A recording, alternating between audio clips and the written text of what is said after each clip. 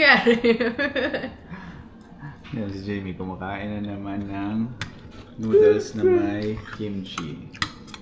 Pwede ka nang endorser na itong kimchi na to. Sarap kasi talaga siya. Sa lahat ng kimchi na nakain ko, yan ang pinakamasarap. So, by the way, today is January 4, Saturday. And si Jamie nga, sinundo ko lang siya sa trabaho niya kani-kanina lang. And hindi nga kami nakagawa ng video nung New Year. Kasi noong December 31st, nag-invite ulit yung pinsan ko dun sa bahay ng kaibigan niya.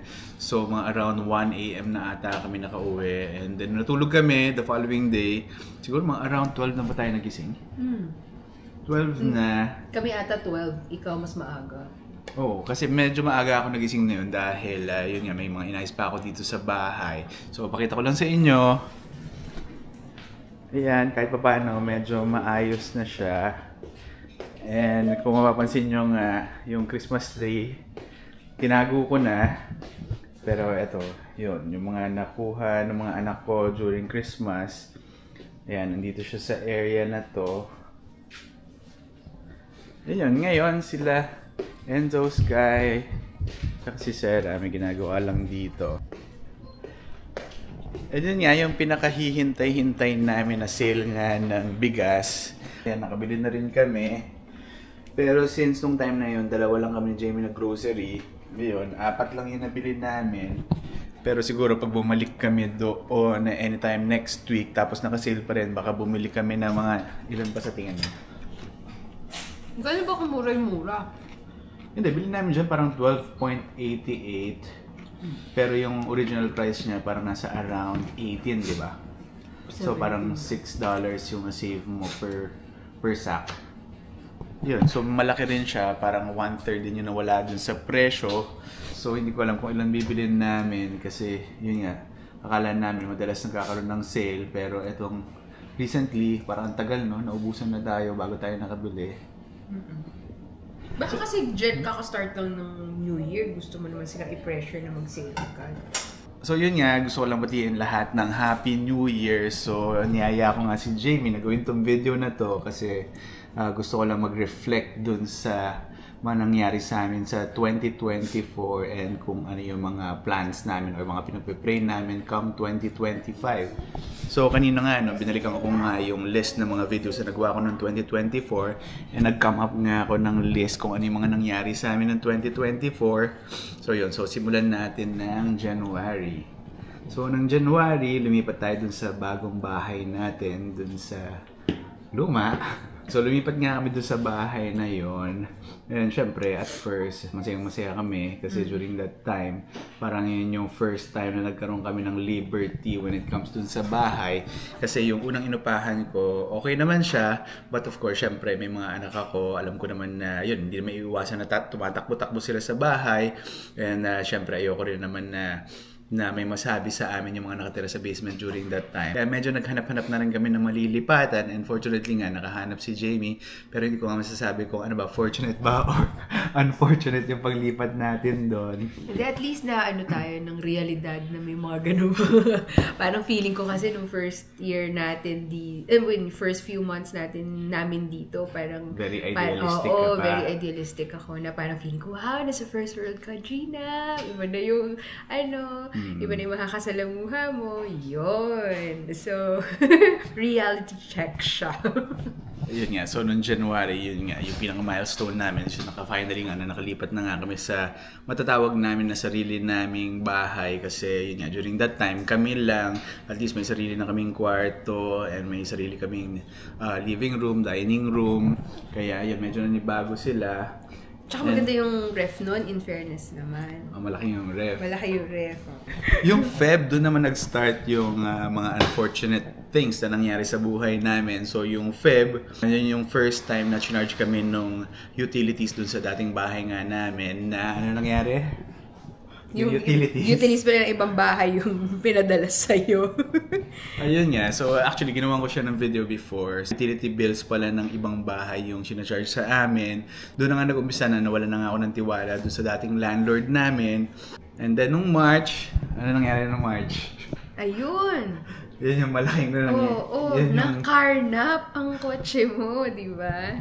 So, nung February, yun nga, pinadala sa akin yung billing ng ibang bahay. And then, nung March, doon naman na-carnap yung sasakyan ko. Like before nga, may question nga sa akin na alam ko na raw na number 1 yun sa mga nakawin ng sasakyan, pero yun pa rin yung binili ko. Nakatumira tayo sa lugar na, sa Pilipinas, nakatira tayo sa lugar na masasabi mong mataas. Hindi safe. Para dun nga sa hindi nakakaalam, ako nga nakatira ako sa Tondo, sa Balot Tondo. So, yun yung sinasabi ni Jamie na relatively, yun yung lugar sa Pilipinas na hindi ganun ka-safe, pero never nangyari sa amin itong mga ganitong klaseng instances. And dito pa talaga sa Canada nangyari sa amin yon. So, nung April naman, natapos ako dun sa co-op. So, finally nga, dun na nga natapos yung journey ko sa pagiging estudyante. So, kasama nga nung natapos ako dun sa co-op kasi after a few weeks lang, parang I think 1 or 2 weeks lang, nakuha na namin yung certificate of completion. So, dun na nga rin nag-start yung PGWP application process namin. So, nung May naman, dun naman ako nag-start dun sa full-time work ko na until now, dun pa rin naman ako nagtatrabaho. So, from May until end of 2024, dalawin trabaho ko. So, Monday to Friday, dun nga ako sa full-time work ko. And come Saturday, trabaho pa nga rin ako dun sa Crumble. And noong June naman, nag-attend kami ng family ko dun sa event nga ng Spot Pinoy. So, patatawag ko na nga rin ng milestone sa 2024 namin yon dahil ang daming doors na nag-open. Noong nangyari nga yung get-together na yon, ang dami kong nakilala, ang dami naging kaibigan, and of course, syempre, pag may mga katanungan na kami dito about sa Canada, being a newcomer, meron na kaming natatanungan. And then, noong July naman, ano nangyari ng July? Ano nga ba?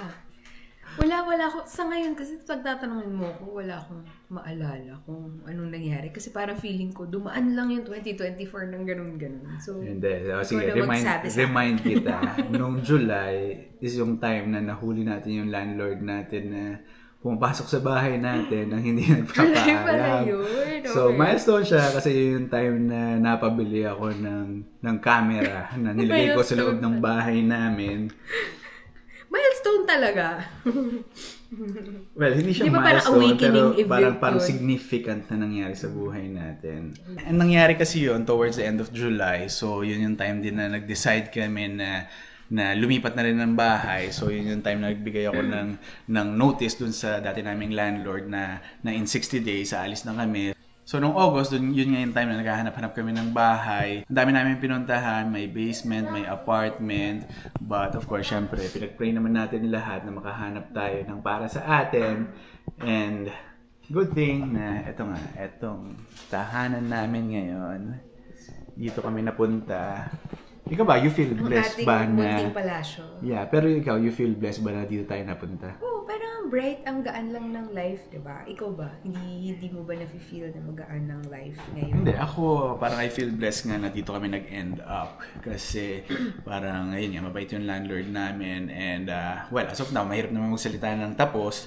Pero as of now, wala man tayo na-encounter na something unfortunate uli. Oo, parang talaga ma-feel mo yung freedom dito.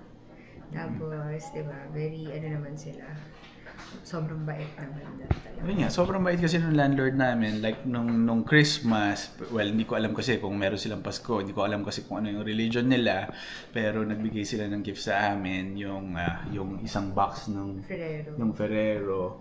And then, early this week din, biglang may kumakatok dyan sa pinto. Akala ko kung sino. So, yung asawa pala yung lalaki, nandyan.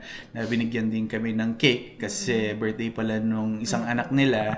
So, nakakatuwa lang na... Kina-consider kami na, kapitbahay. Hindi ko alam kung ano tawag doon.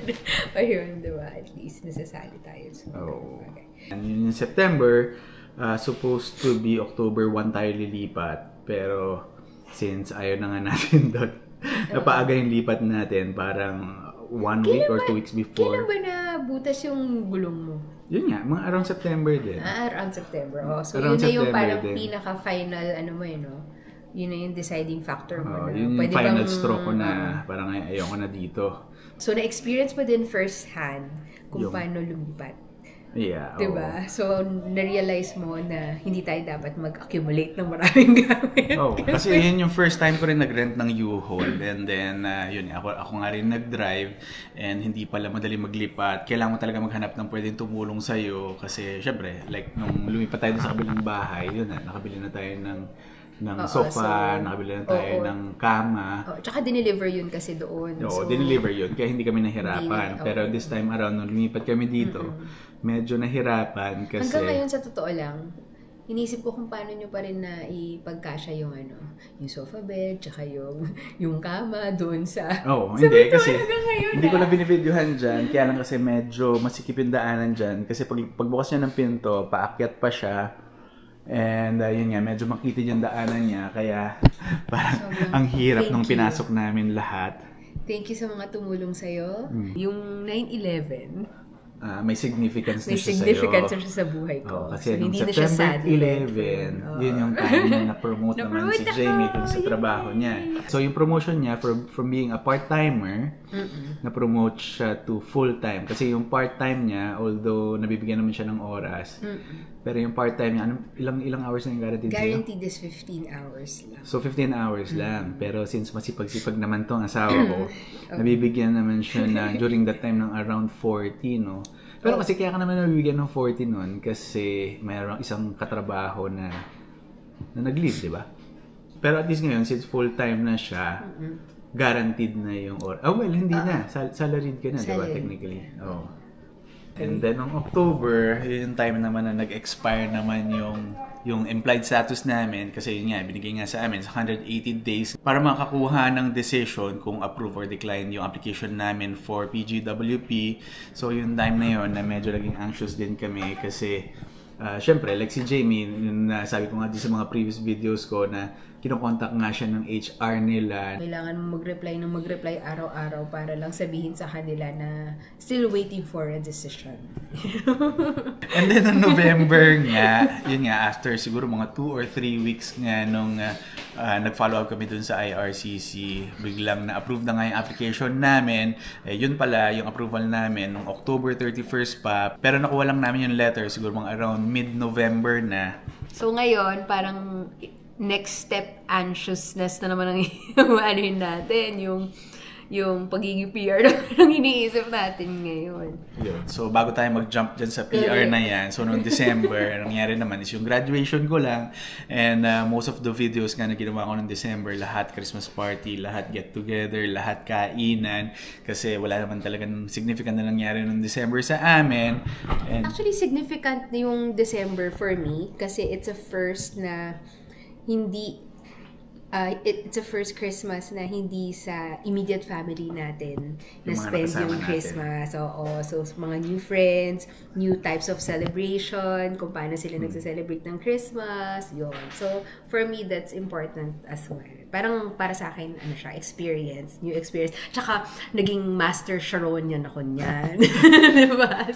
So speaking of Sharon, kasi noong December nga, sobrang bihira na kami nagluluto kasi, yun nga, every time nagpupunta kami ng get-together or ng party, meron nga mga pinapauwi sa amin na pagkain. Pero eto, 3 days ago nga, ako na yung nagluto. Pero eto, pang ilang init na ba to? Pangat ata yan eh. Pangatlo or pang-apat na init to. Kasi sabi ko nga kay Jamie, no, na medyo na-miss ko nga yung pangat na sinigang. Hindi yung sinigang. Sinigang na pangat. Ayun. Kasi parang for the longest time, paulit-ulit namin kinakain. Sinigang, tinola, adobo, and the whole of December ata. Parang hindi kami nakatikim ng ganon. So medyo hinahanap-hanap ng panlasa ko yung ganong pagkain. Kaya yun nga, ako na yung nagluto. Para swak sa panlasa mo. Kasi ikaw naman nagka-crave diba? Ayun. Pero yung mga anak ko, sawang-sawa na sa sinigang kasi pangatlo or pang-apat na straight na araw na yan yung inuulam namin. So yun nga yung nangyari sa amin noong 2024, no? So kung papansin nyo nga, parang roller coaster ride siya. Merong mga gagandang nangyayari, may hindi kagandahan na nangyayari. But of course, syempre, thankful kami doon sa mga nangyari, whether good or bad. Kasi yun nga, may natutunan naman kami. And syempre, it's a learning experience for us dito sa Canada. And of course, syempre, hindi naman mapuput into waste yung mga unfortunate things na nangyari dahil Syempre, naman it will ng make experience you a mo, better yes. person. It will make you wiser. So, alam mo na next time kung anong dapat mong iwasan. Tsaka hindi, maganda lang siyang balikan ngayon. Kasi diba, so timely din na January. Dahil makikita mo talaga na buhay si God, ganyan. Kasi parang, ito pa, nagpa-pray mo ngayon. So, hindi mo alam kung kailan niya sasagutin. Pero, because nag-rundown ka or nag-review ka ng what happened last year, mas ma-appreciate mo na, oh, ito yung pinagpa-pray natin, no? Tapos, after ilang months lang pala, sinagot na niya. So, nakakatuwa lang. Minsan nga kasi may nagsasabi na parang very discouraging na hindi raw kami ma-PR dito. Pero ikaw ba, anong take mo doon? I have a big God. At alam niya yung plans niya for our family. Ever since naman na pumunta tayo, diba? Parang it has been our prayers and lagi naman niya tayong kasama. So, I have a bigger God than our problem. So, yeah, confident pa rin. Doon sa matagal na nanonood ng channel ko, alam niyo naman na whatever it is, whatever mangyari, kasi after 3 years, kasi yung guaranteed lang naman sa amin para magstay dito is 3 years, pero sa akin nga, whatever it is, dalawa lang naman kasi yung pupuntahan nun. It's either ma-approve kami ng PR or hindi. Pero then again, sa akin, both ways, okay lang siya. Kasi ako sa life ko naman, yung mga unfortunate things na nangyari sa amin, nagli-lead siya out sa, I would like to think, na better situation. I think nga, pahapyaw-hapyaw nga before, na nababanggit ko nga sa inyo, no, nung pandemic, na ang dami nangyari sa amin na unfortunate, pero yun pala yung magli-lead sa amin dito sa Canada. Kasi if not for those unfortunate things na nangyari sa buhay namin, siguro wala kami ngayon dito sa Canada. Totoo. So, anong plans mo for 2025? Plans ko for 2025, hindi ko pa siya na-sit down dahil parang simula nung nag-January 2, wala pa ata akong pahinga. Work lang ng work. Well, may pinagpa-pray ako. So, nafe-feel ko sana ito na yung sagot sa prayers ko. Hopeful naman ako. Very hopeful ako for 2025. And nafe-feel ko na bago mag-end ng taon, makukuha na natin yung PR natin. Grabe ka. Ganun talaga. Hindi, like, again, iba na naman kami ng asawa ko. Like ako, ginagawa ko lang kung ano yung kailangan kong gawin. Like noong November, inayos ko na yung ECA ko or tinatawag nila na WES. So nakuha ko na siya. And then nung December, bago ako magbakasyon, bago nga mag-holiday, in-email ko na nga rin yung controller namin kung pwede ko ma-secure nga yung OINP employer form para just in case na makakuha nga ako ng invitation to apply, isasubmit ko na lang kasi minsan yun yung nagiging problema kasi yung employer nga parang ayaw nilang pirmahan yun. Hindi ko alam kung meron ba siyang legal implication or tax implication, pero for whatever reason, minsan doon nahihirapan yung iba na makasecure nga nung form na yun. And then next week nga yun, please pray for me nga na magte-take naman na ako ng English test ko ng CELPIP. Ikaw, gusto mo mag-take ako din. Hindi magte-take ng selfie, pero may exam akong iti-take.